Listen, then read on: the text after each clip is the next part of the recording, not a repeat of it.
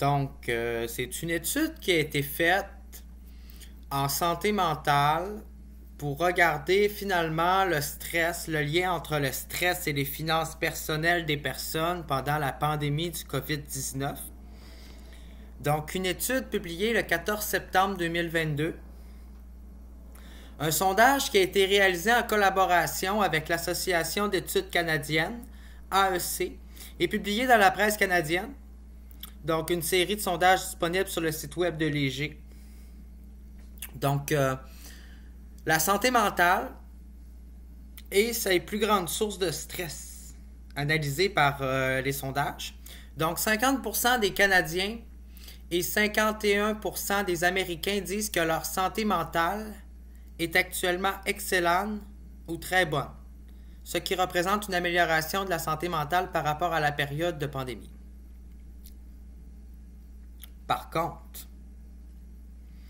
36% des Canadiens et 26% des Américains disent que leur santé mentale s'est détériorée pendant la pandémie. Par ailleurs, 55% des Canadiens et 58% des Américains disent que leur santé mentale est restée à peu près la même durant cette période. Les Canadiens et les Américains indiquent que leurs plus grandes sources de stress sont actuellement leurs finances personnelles. 22% des Canadiens et 18% des Américains, ainsi que l'inflation, 16% des Canadiens, 18% des Américains.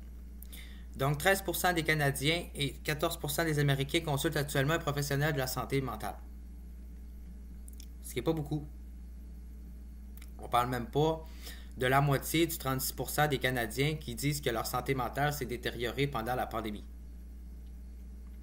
Alors que cette majorité-là et une majorité d'autres personnes sont inquiétées par leurs finances personnelles. Une proportion égale de Canadiens et d'Américains, 41%, disent qu'ils vivent actuellement de paix en paix. Donc, moins de la moitié des Canadiens et des Américains qui vivent de paix en paix. Mais quand même la moitié, 41%. En raison de la hausse de l'inflation au cours des derniers mois, 34% des Canadiens et 29% des Américains ont retiré de l'argent de leurs épargnes pour payer des dépenses. C'est pas un chiffre banal, pareil, 34%. 26% des Canadiens et 21% des Américains ont un solde mensuel plus élevé sur leur carte de crédit. Donc, de plus en plus de gens endettés. 5% et 5% des Canadiens et 6% des Américains ont manqué un paiement hypothécaire ou de leur loyer. Donc, on le voit ici, en sondage.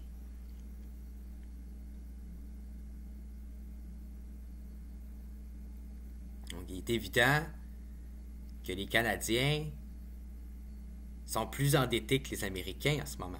En tout cas, pour ce qui est des Canadiens moyens, les citoyens.